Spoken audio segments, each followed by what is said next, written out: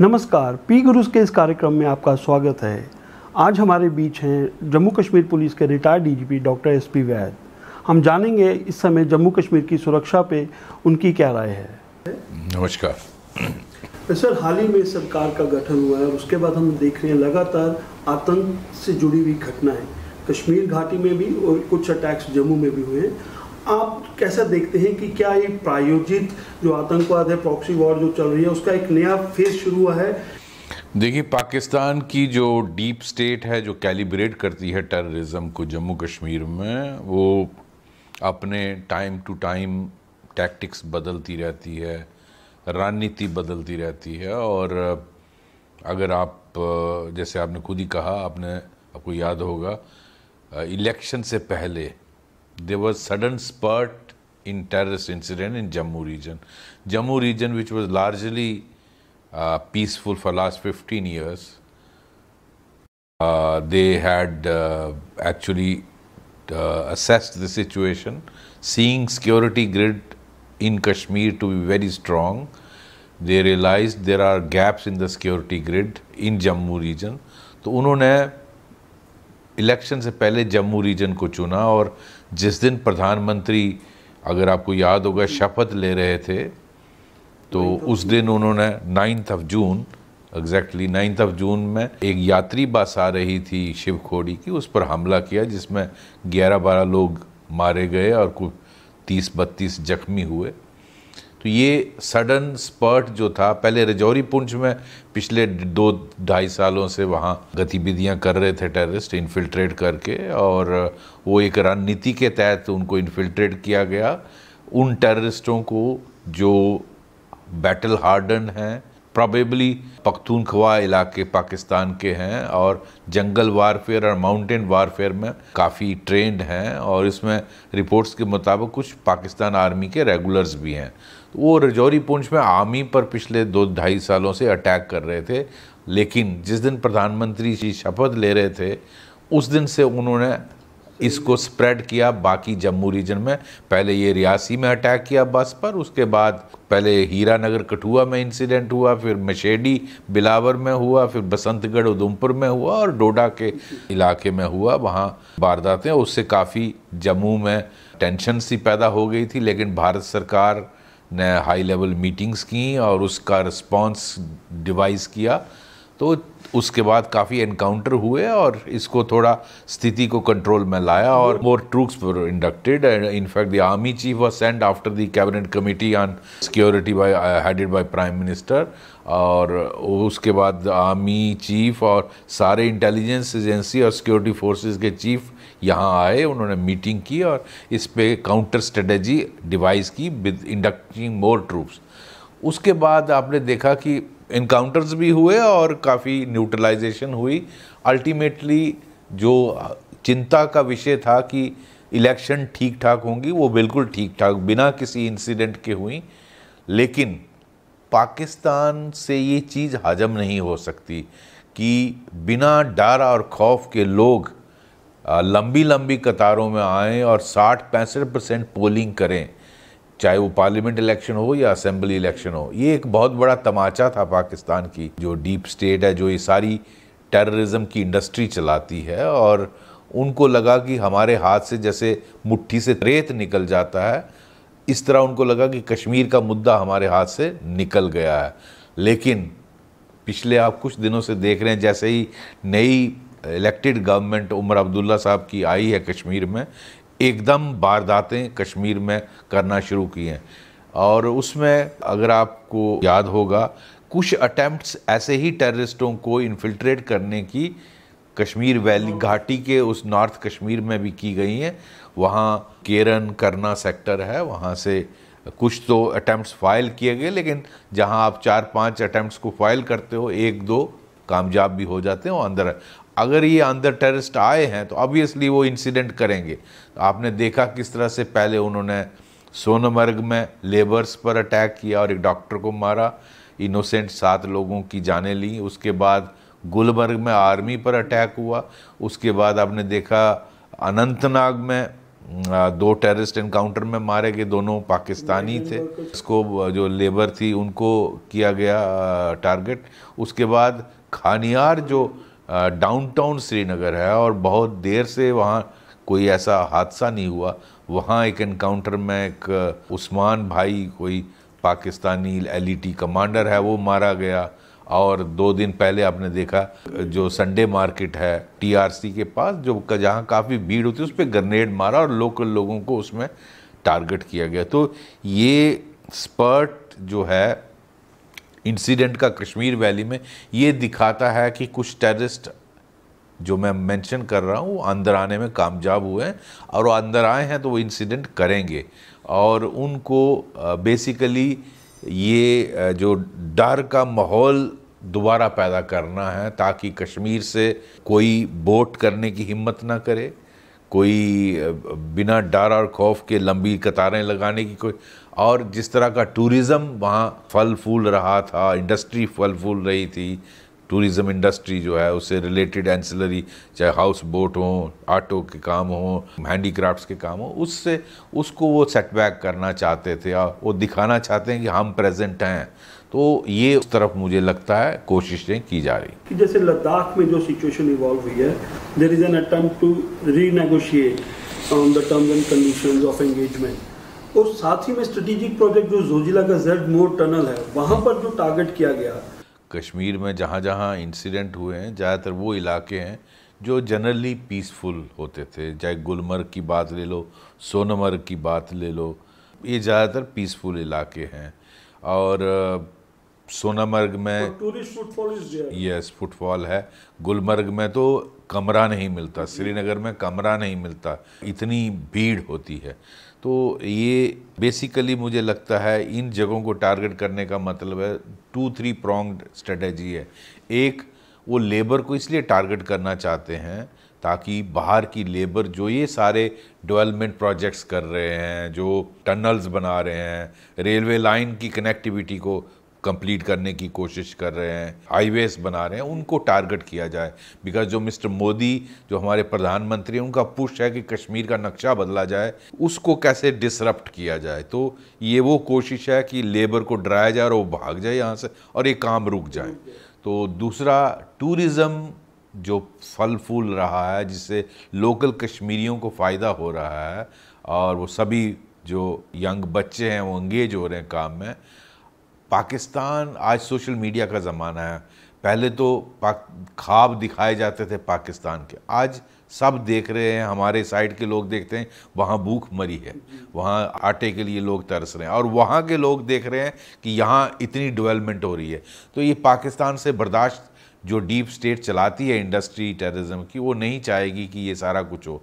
इसलिए टूरिज़्म को कैसे डिसरप्ट किया जाए, कैसे भगाया जाए इन टूरिस्टों को, और कश्मीर में बिल्कुल दोबारा 90 जैसे हालात ठप कर दिया जाए। तो उसमें अल्टीमेटली लोकल लोगों के पेट पे लात मारने की ये कोशिश है। चाहे वो श्रीनगर में जो संडे मार्केट में ग्रेनेड मारा है, या गुलमर्ग में अटैक, या सोनमर्ग में अटैक, ये इसी नीयत से किया जा रहा है कि टूरिस्ट भाग जाएं, लोकल इंडस्ट्री बंद हो जाए, काम शाम लोगों के धंधे बंद हो जाएं। तो ये डायरेक्टली लोकल कश्मीरी लोगों पर प्रहार है। मैं समझता हूँ इसका अल्टीमेटली खमियाजा पाकिस्तान को भुगतना पड़ेगा। Sir, coming back to the, आपने जैसा जिक्र किया काउंटर स्ट्रेटेजी तैयार किया गया है। So now the way forward to contain this infiltration as well as strategically giving reply to the enemy. देखिए, ऐसा है कि ये मैं पिछले 30-35 सालों से देख रहा हूँ, कश्मीर में जैसे जैसे अब सर्दी बढ़ेगी, नवंबर, दिसंबर, जनवरी, फरवरी, तो बर्फ़ गिरती है पहाड़ों पर, जो पासिस बंद हो जाते हैं, तो इन्फिल्ट्रेट करना मुश्किल हो जाता है, क्योंकि 10-10, 15-15 फुट बर्फ़ गिर जाती है जो ऊंची जगह हैं, तो रूट्स बंद हो जाते हैं, पासिस बंद हो जाते हैं, तो पाकिस्तान को उतना ही डिफ़िकल्टी होती है। तो इसलिए कोशिश होती है कि इससे पहले कि हैवी स्नोफॉल हो जाए और बर्फ़ से रास्ते या पासिस बंद हो जाएं, मैक्सिमम इन्फिल्ट्रेशन की जाए। और दूसरा, जैसे जैसे वहाँ पासिस बंद होंगे, जम्मू रीजन में इतनी बर्फ़ नहीं गिरती है, खासकर IB सेक्टर तो ये बिल्कुल नॉर्मल प्लेन एरिया है, और इवन रजौरी पुंछ में इतनी बर्फ़बारी नहीं होती है। तो इस एरिया को सर्दियों में ज़्यादा यूज़ करते हैं, एक्टिवेट करते हैं, और उसमें ड्रोन का इस्तेमाल, टनलों का इस्तेमाल करते हैं ताकि किसी तरीके से टेररिस्टों को अंदर भेजा जाए और ड्रोन से हथियार फेंके जाएं, ड्रग्स फेंकी जाएं। तो पाकिस्तान की नीयत में तो कोई तब्दीली नहीं है, वो उनकी एक वही एबोर्ड पॉलिसी है, ब्लीड इंडिया बाय 1000 कट्स, गज़वाए हिंद करना है और भारत को बर्बाद करना है ड्रग से, फेक करेंसी से। तो मेरा ये मानना है कि वो जो लोग कहते हैं कि पाकिस्तान से बात की जाए, किस से बात करें, उनकी नीयत में तो कोई तब्दीली नहीं है। जब उनकी आपका पड़ोसी आपको बर्बाद ही करना चाहता है तो आप क्या बात कर लेंगे उनसे, और किससे बात करेंगे? Who controls Pakistan? These are very important elements. कहना बहुत आसान है, कुछ पॉलिटिकल लीडर कहते हैं इंडिया को ये बात करनी चाहिए। तो मैं समझता हूँ भारत सरकार की जो पॉलिसी है वो बिल्कुल सही है कि first terror and talks cannot go together. You have to stop terrorism or stop this policy of bleed India by 1000 cuts, and stop this policy of covert war against India. Stop this policy of गज़बाए हिंद जो आप करना चाहते हैं। हर बच्चे को आपने रेडिकलाइज किया है और हर बच्चे को सपना दिखाया है कि भारत को हमने गज़बाए हिंद करना है। तो जब तक आपकी नीयत ऐसी रहेगी तो आपसे क्या बात कर लेंगे? तो इससे बेहतर है ना ही बात की जाए। तो दूसरा, टेररिज्म एक डायनामिक सिचुएशन है, हालात बदलते रहते हैं। जैसे आपने देखा इन्होंने जम्मू रीजन को इलेक्शन से पहले टारगेट किया 1-2-2.5 साल से, तो उसका मकसद था यहाँ सिक्योरिटी गैप्स थे, बिकॉज 15 साल से नॉर्मल सी थी, फोर्सेस ढीली भी पड़ गई, कुछ विड्रॉ हो गई। RR यूनिट जब इंडो चाइना बॉर्डर पे टेंशन हुई तो वहाँ ज़रूरत पड़ी आर्मी की, तो RR यूनिट्स विड्रॉ होकर वहाँ चले गए। CRP भी कुछ विड्रॉ हो गई, SOG ढीली पड़ गई। तो उस चीज़ का असेसमेंट करके इन्होंने जम्मू रीजन को चुना और इसलिए इंसिडेंट करने में ये कामयाब हुए। लेकिन इनका ये भी इरादा था कि जम्मू रीजन को इन्वॉल्व करके, लार्जली पहाड़ी इलाका है, फोर्सेस का स्प्रेड होगा और टेंशन्स, जो फोर्सेस का प्रेशर बना हुआ है कश्मीर वैली में और लद्दाख इंडो चाइना बॉर्डर में, उसको ईज़ किया जाए और फोर्सेस का स्प्रेड हो जम्मू रीजन में। वो के इरादे पूरे नहीं होने वाले। दूसरा, डिप्लॉयमेंट भी डायनेमिक होती है, तो ऐसा नहीं है कि हमने रिव्यू की डिप्लॉयमेंट और परमानेंट कर दी है। जहाँ जहाँ सिचुएशन रिक्वायर्ड करेगी उसी मुताबिक डिप्लॉयमेंट वहाँ जाएगी। और इनके पास कुछ आधुनिक हथियार आए हैं, इनके हाथ में लगे हैं, जो अमेरिकन वेपन जो अफ़गानिस्तान में M4 राइफल्स कार्बाइन छोड़ गए थे, वो इनके हाथ लगे हैं। ISI ने प्रोक्योर करके खरीद के, कैसे वो इनको, उसमें आर्मर्ड पियर्सिंग बुलेट्स हैं, उसमें टेलीस्कोपिक आई पीस है, उसमें नाइट विजन का फैसिलिटी है। इसीलिए they were able to inflict initially casualties on our armed forces. So अभी उसकी काउंटर मेजर्स ली गई हैं, अब इतना आसान नहीं होगा। So while you headed yourself the forces between 2016 and 18, OGW network was targeted and in a big way you achieved lot of many successes also. But इस दौरान देखा गया है कि OGWs का भी जो एक नेटवर्क है और reliance on communication has reduced. Yeah. That is why our agencies are not able to pinpoint their presence. They vanish from the scene of action. So, as a security expert or as a veteran of the forces, what would your suggestion to the existing leadership? देखिए, ऐसा है कि OGW network बड़ा important role play करता है, इसलिए उस पर पैनी नज़र होनी चाहिए लोकल पुलिस की ख़ास तौर पर, और ऐसे स्पेशल ऑपरेशन ग्रुप की, और उस पर कार्रवाई करनी ही चाहिए, की भी जाती है और उसी से कामयाबी भी मिलती है, ताकि टेररिस्ट जो पाकिस्तानी आते हैं, मैं यहाँ 1 मिनट लूँगा आपको एक्सप्लेन करने के लिए। जम्मू में जितना भी टेररिज्म पिछले कुछ टाइम से आप देख रहे हैं, ये 99.9% फॉरेनर है। ये सब फॉरेनर हैं, सब पाकिस्तानी हैं, यहाँ आए हैं इंसिडेंट करने के लिए, मरने मारने के लिए। तो इसमें लोकल टेररिस्ट बिल्कुल भी नहीं है। हाँ, OGW जो आपने कहा, उस नेटवर्क को इन्होंने तैयार किया है कुछ उन लोगों की मदद से जो यहाँ से पार लोग गए हुए थे और वहीं सेटल हो गए। उनके कंटेक्स्ट यूज़ करके they were able to establish some local OGW network, जिससे इन पाकिस्तानियों टेररिस्ट की मदद हो सकी। That's why they were able to undertake incidents in Jammu reason.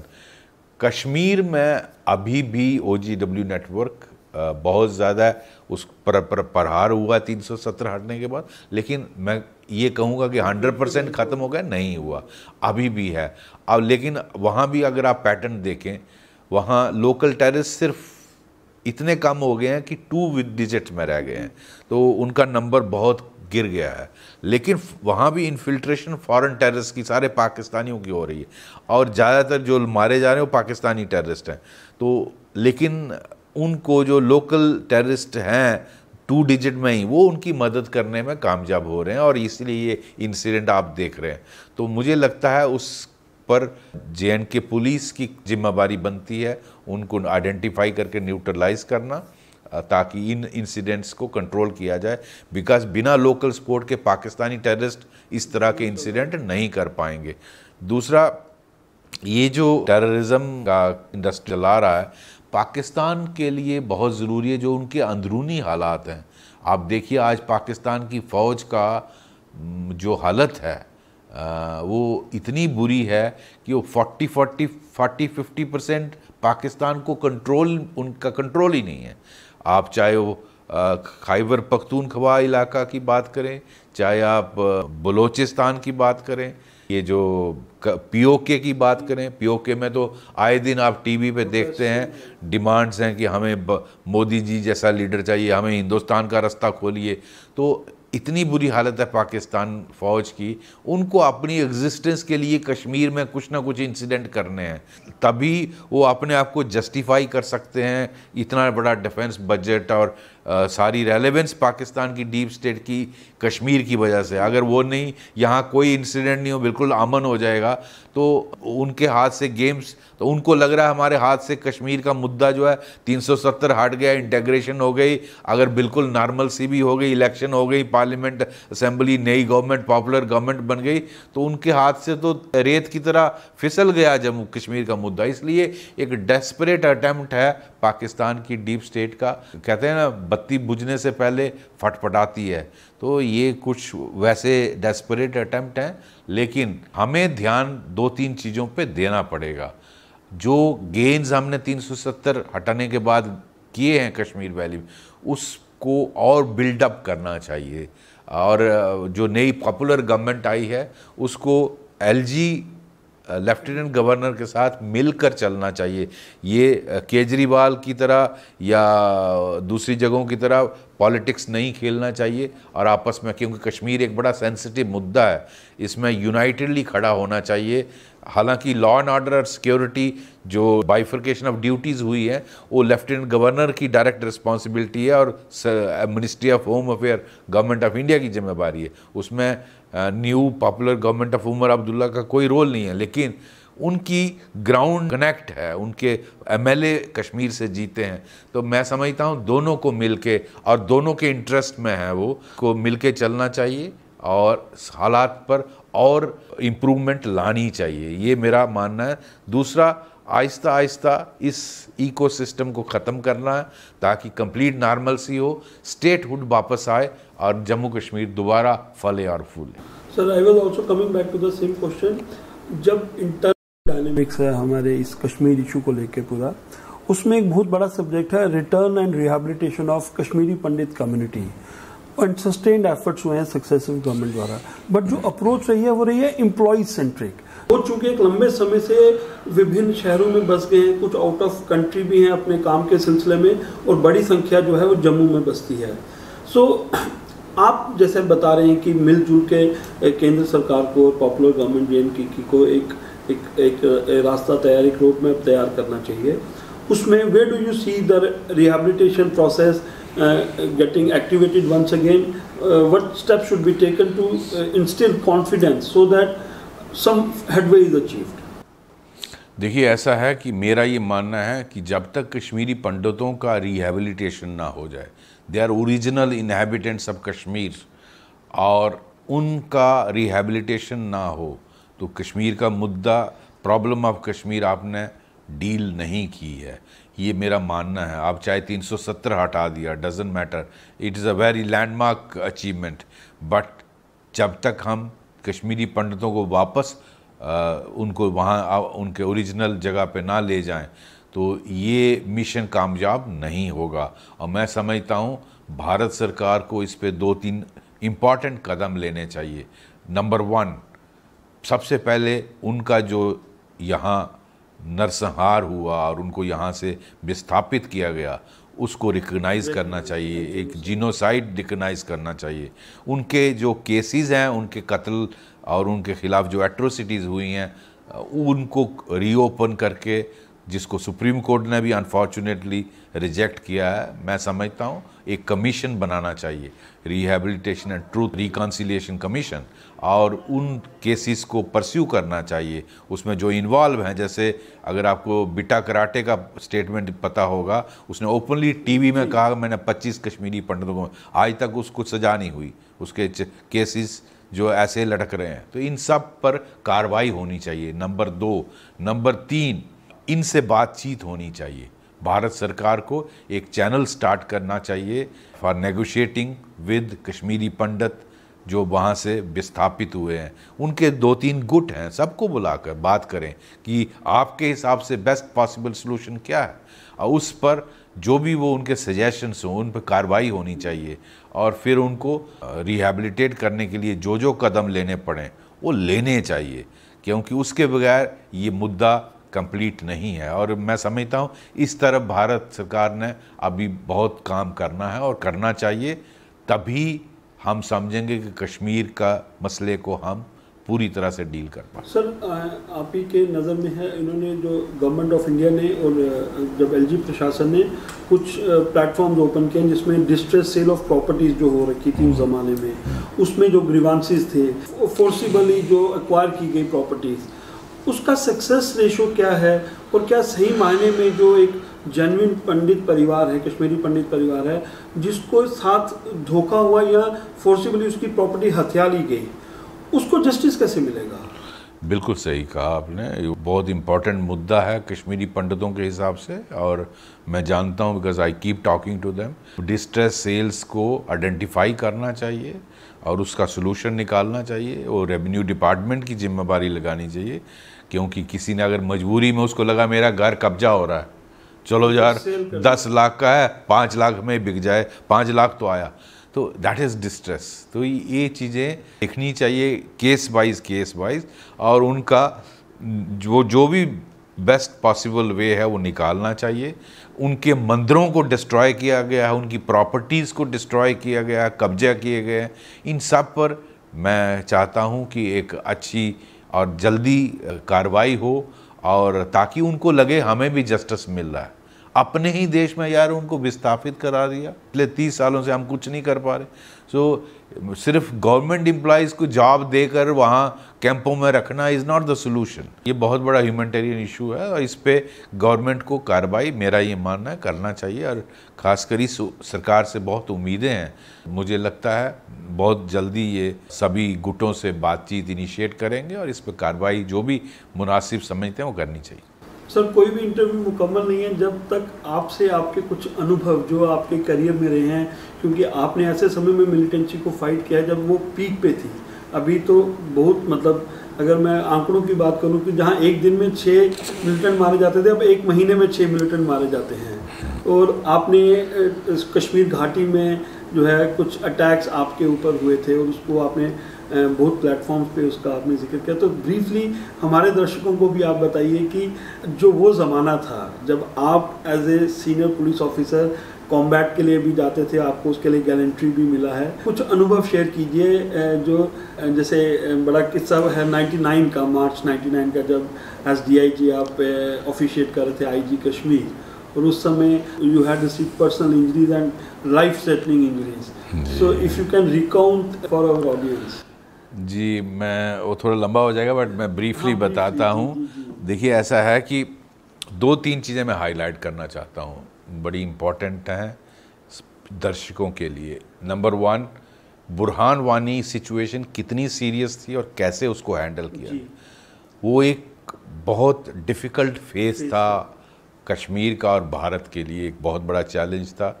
उस वक़्त मैं special DG law and order बनाया गया। बुरहान वानी इंसिडेंट 7-8 जुलाई 2016 में हुआ और उसके 2 महीने बाद मुझे लगाया गया। लेकिन मैंने देखा कि हालात बहुत बिगड़े हुए हैं, इंटर डिस्ट्रिक्ट मूवमेंट बंद हो गई है, सिविल एडमिनिस्ट्रेशन कोलैप्स कर गई है, बिल्कुल गवर्नमेंट नाम की चीज़ नहीं रही थी और बहुत सारे खासकर साउथ कश्मीर के एरियाज़ डिक्लेयर कर दिए गए थे कि वो लिबरेटेड जोन्स जैसे बन गए और सिक्योरिटी फोर्सेस कैंपों में रहती थी।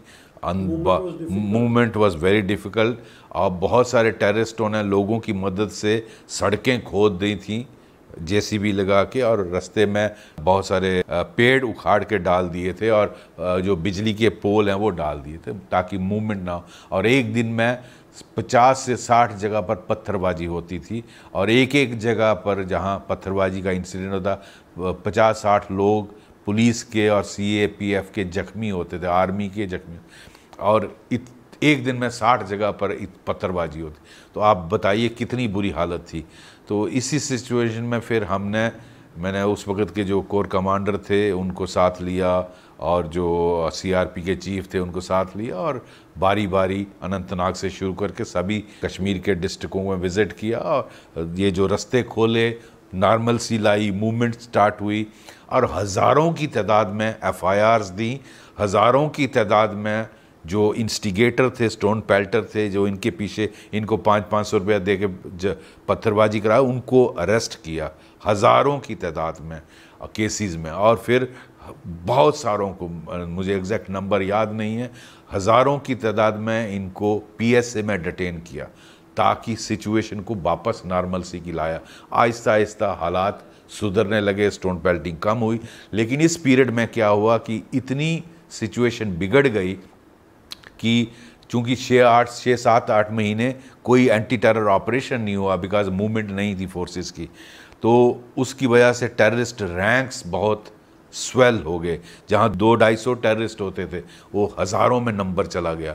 तो हमने उस वक़्त ऑपरेशन ऑल आउट, आपने सुना होगा, ये स्टार्ट किया आर्मी, सीएपीएफ और जेएंडके पुलिस ने मिलके, कि जेएंडके पुलिस का ग्राउंड कनेक्ट और आर्मी और सीएपीएफ का जो हाई टैक्टिकल और सुपीरियर फायर पावर टैक्टिक्स है उसका इस्तेमाल करके हमने टारगेट किया each district 1 bye 1। Shopian district में सपोज करो 200 टेररिस्ट हैं, तो टॉप के 10 कमांडर्स की लिस्ट बनाई और उन पर फोकस किया और उनको टारगेट करना शुरू किया ताकि सब पर अगर फोकस डाइवर्ट हो जाता है तो बारी बारी। This is how operation all out started which is continuing even today and you seeing the result. इसी तरह एक इंसिडेंट बताना चाहता हूं जो आपने मेरा वाला पूछा। 23 मार्च 99 की बात है। मैं आईजी कश्मीर ऑफिशिएट कर रहा था। I was DIG Baramulla range, लेकिन मैं ऑफिशिएट कर रहा था आईजी कश्मीर। तो मुझे किसी वजह से वापस बारामूला जाना पड़ा रात के वक्त। तो उन दिनों हमारे पास मोबाइल नहीं होते थे, वायरलेस पे मूवमेंट लीक हो गई, इंटरसेप्ट कर लिया टेररिस्टों ने मूवमेंट का। तो उन्होंने एम्बुश लगाया। एक पुतखा गांव था, सोपुर क्रॉसिंग से पहले आता है अगर आप श्रीनगर टू बारामूला हाईवे पे जाएं। तो उन्होंने जब ये मेरा मूवमेंट का सुना, रात के 8:30 बजे का टाइम था, 8-8:30 बजे, हल्की सी बारिश हो रही थी, अंधेरा था, तो उन्होंने गांव खाली कराया पुतका और दोनों तरफ, सड़क के दोनों तरफ दुकानें हैं, उस पे यूएमजी फिट की। जब मेरी गाड़ी आ रही थी, फ्रंट में जेएंडके पुलिस का एस्कॉर्ट था, बीच में बुलेट प्रूफ एम्बेसडर मेरी थी जिसमें मैं बैठा था, और पीछे एक सीआरपी की एस्कॉर्ट थी। हम पर हज़ारों गोलियां आईं और सीआरपी का हेड कांस्टेबल को गोली यहाँ लगी, ही डाइड, उसके बांतड़ियाँ बाहर आ गई। मेरी गाड़ी पर कोई सैकड़ों बुलेट्स लगी, जिसमें से एक बुलेट जो है वो फ्रंट जो बीपी स्क्रीन थी उसे क्रॉस करके ड्राइवर को ये लेफ़्ट शोल्डर कट निकल गई। दूसरी गोली जो है मेरे हाथ को ये काट दिया उसने। और फिर उन्होंने ग्रेनेड फेंका, उसमें से एक स्प्लिंटर बैक मिरर से आया और उसने मेरे स्कल में एम्बेड हो गया। किस्मत अच्छी थी कि उसने मेरे ब्रेन को डैमेज नहीं किया, वरना पैरालिसिस स्कल में एम्बेड हो गया। और फिर इतनी देर में मैंने ड्राइवर वो जो घबरा गया था जिसको गोली लगी थी, मैंने इंजर्ड हाथ से उसको कहा गाड़ी निकालो यहाँ से, बिकॉज मुझे उस वक्त याद आया जो सिखलाई नेशनल पुलिस एकेडमी में कि जब भी एम्बुश होता है आप नहीं जानते दुश्मन कहाँ छुपा हुआ है और कितने लोग हैं, कहाँ कहाँ बैठे हैं, वहाँ से निकलना ही सबसे इम्पॉर्टेंट। तो मैंने कहा गाड़ी निकालो, क्योंकि गाड़ी चूंकि न्यूट्रल हो गई थी, उसका हाथ में जब गोली लगी उसका गियर न्यूट्रल हो गया। तो जब मैंने उसको पुश किया पीछे से, उसने कोशिश की इंजर्ड हाथ से गियर लगने से गाड़ी खींच गई, क्योंकि बीपी गाड़ी भारी होती है और हल्की सी बारिश थी। तो फिर मैंने वायरलेस कंट्रोल लिया, पीसीआर बारामूला को इन्फॉर्म किया कि इस तरह से मेरे ऊपर अटैक हुआ है, ऑपरेशन थिएटर, डॉक्टर रेडी होना चाहिए, डीसी, एसएसपी और एसएचओ होने चाहिए मौके। मैं वहाँ पहुँचा, वहाँ से 10 किलोमीटर था, मेरा एप्रीहेंशन था कि पहुंचने में टाइम लगेगा, ब्लीडिंग से डेथ ना हो जाए। तो लेकिन फॉर्चुनेटली मैं पहुंच गया, वहाँ सब थे, मेरा इलाज हुआ। लेकिन हॉस्पिटल की इतनी बुरी हालत थी कि लोकल एनेस्थीसिया नहीं था, उन्होंने जिस तरह रस्सी से बोरी को सीते ऐसे सिया, और इतनी देर में आर्मी जीओसी आ गया, उन्होंने जनरल नागराज, उन्होंने रात मुझे शिफ्ट किया, क्योंकि जहाज़ आ नहीं सकता था, हेलीकॉप्टर। तो श्रीनगर 92 बेस हॉस्पिटल में श्रीनगर में लेकर मेरा ये स्प्लिंटर निकाला, और नेक्स्ट डे मुझे दिल्ली फ्लाई किया मेरी वाइफ ने, और वहाँ इसका हाथ का इलाज करवाया। लेकिन जहाँ पहले जिस डॉक्टर के पास गए उन्होंने इलाज करने से मना कर दिया, वो कहते जी हमारे पास टाइम नहीं है। सर, ये सवाल पूछने के पीछे इंटेंशन ये था कि अभी जो फोर्सेस के ऊपर अटैक हो रहे हैं उनको रिटेलिएट करने का भी मौका नहीं दिया जा रहा है, और क्योंकि आपकी सिखलाई थी उस समय की, जो उन हालात में भी आपके पास लिमिटेड रिसोर्सेज के बावजूद you people had face those times. तो अभी जो है, जो अलर्टनेस है, क्या वो कम है, या they are not equipped adequately कि उनको रिटेलिएशन का भी मौका नहीं मिलता, या एनिमी फायर पावर इतना स्ट्रॉन्ग है as part of their strategy कि they are able to inflict maximum injuries to our soldiers?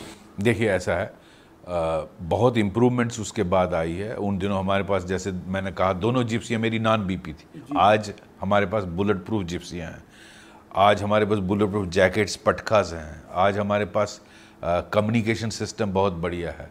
लेकिन टेररिस्ट भी इम्प्रूवमेंट करते रहते हैं, और आईएसआई उनको तो ऑफ हैंड खरीदना, हमें तो टेंडर से लेना है, टेंडर में सालों लग जाते हैं, उनको तो ऑफ द शेल्फ खरीदना है।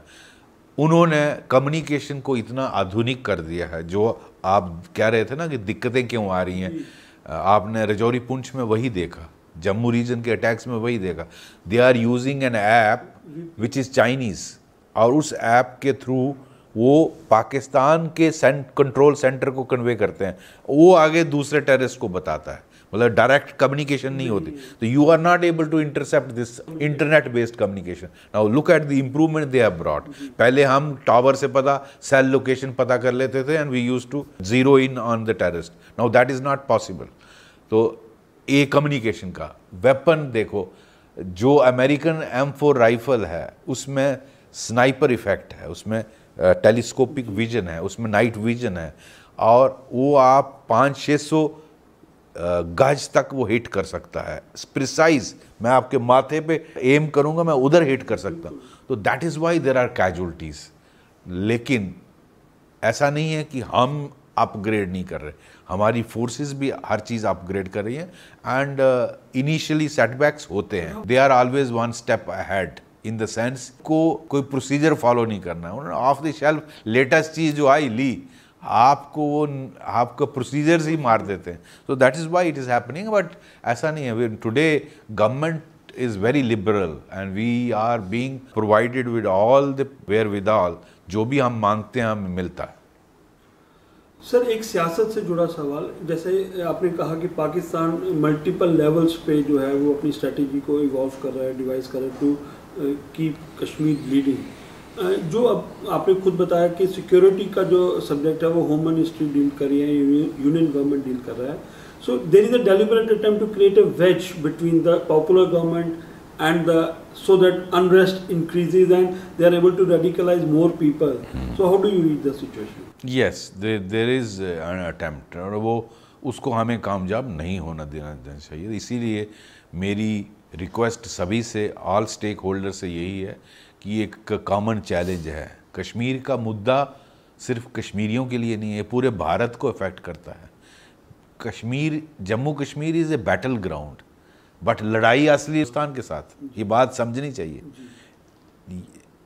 चाहे इंसिडेंट कश्मीर में बढ़े हैं, लेकिन it is affecting the whole country, so don't think limited to Kashmir. इसलिए मेरी सभी से यही रिक्वेस्ट रहेगी, दोनों स्टेक होल्डर से, इवन लेफ्टिनेंट गवर्नर साहब से और भारत सरकार को, कि कश्मीर को डिफरेंट तरीके से डील करना चाहिए। इट्स नॉट पांडिचेरी, नो कि एलजी साहब, किरण बेदी मैडम का उनके साथ झगड़ा चलता था, इलेक्टेड गवर्नमेंट, वो नहीं, यहाँ नहीं होना चाहिए, यहाँ इकट्ठे होना चाहिए।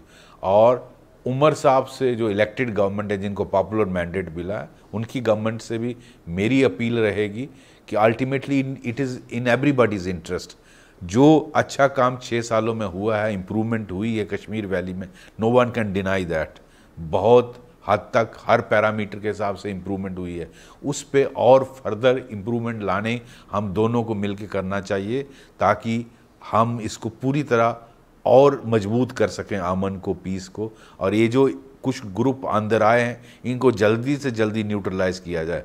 और मैं एलजी साहब से भी रिक्वेस्ट करूंगा कि वो पॉपुलर गवर्नमेंट का पूरा साथ लें, इसमें उनको साथ लेकर चले, और दोनों पर जिम्मेदारी है। तो इसलिए बहुत इम्पॉर्टेंट है रोल एलजी साहब का भी और उमर साहब। हालांकि उमर साहब की गवर्नमेंट का डायरेक्ट रिस्पॉन्सिबिलिटी नहीं है, it is directly under the LG, unified command is under LG, but they are at the receiving and.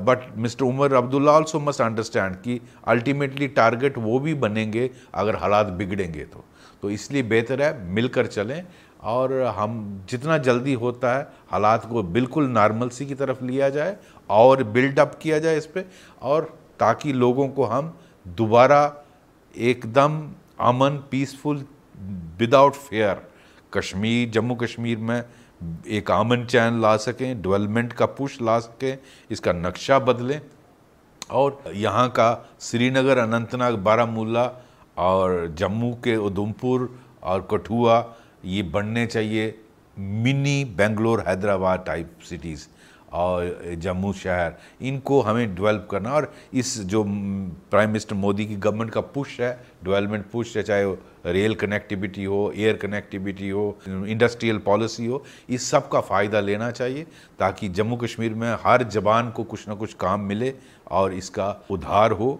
और हमें पाकिस्तान को मिलकर उसका मुकाबला करना है। इसमें स्टेटमेंट, कंट्राडिक्टरी पॉलिटिक्स नहीं खेलना चाहिए। गलत स्टेटमेंट एक कोई बोल रहा है, दूसरा कोई, वो नहीं होना चाहिए। मिलकर और हम जानते हैं एनिमी कौन है, वो पाकिस्तान है। जैसे डॉक्टर फारूक अब्दुल्ला कह रहे थे कि कौन सी इसके पीछे कौन है इसके पीछे पाकिस्तान है। इसके पीछे एजेंसी कौन है, उनका सवाल था, है ISI है।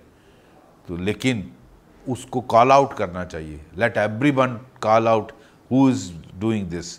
ये ब्लेम करना एक दूसरे पे अच्छा नहीं। सर, इसी से जुड़ा मैं लास्ट सवाल पूछूंगा।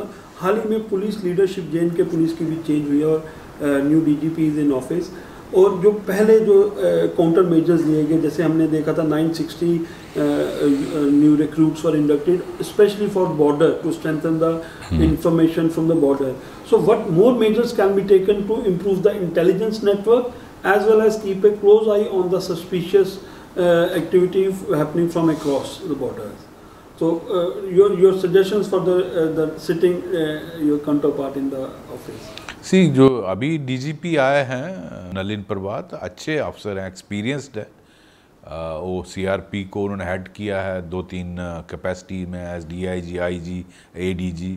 मेरे टाइम जब मैं DGP तब भी वो IG CRP थे, और NSG के भी हेड रहे हैं। काफ़ी एक्सपीरियंस्ड हैं, कश्मीर के बारे में काफ़ी जानते हैं। तो I think that should be good advantages to everyone, but he need to build a rapport with the local police also, that is important.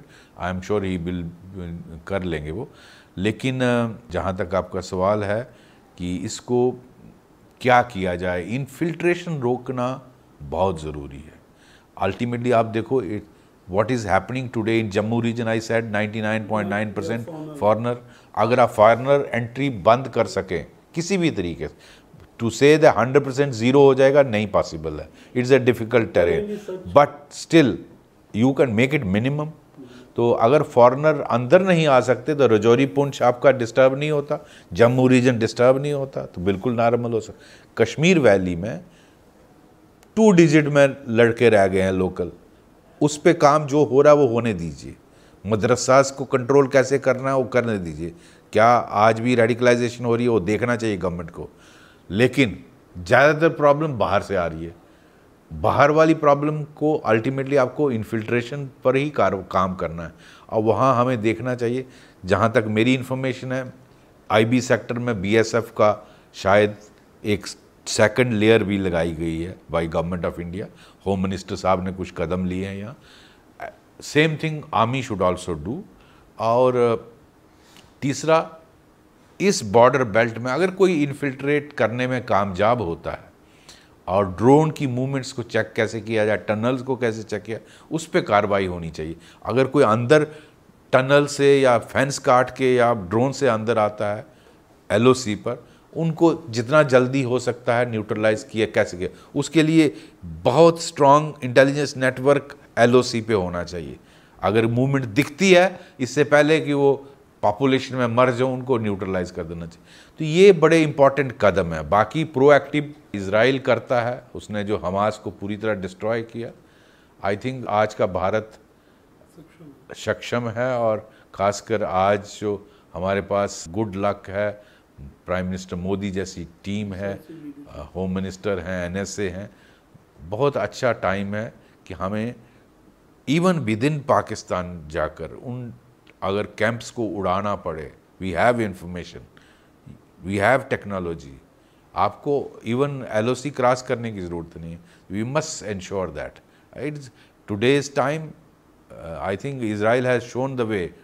Terrorism has to be dealt very, very strongly, and that India should follow. Namaskar.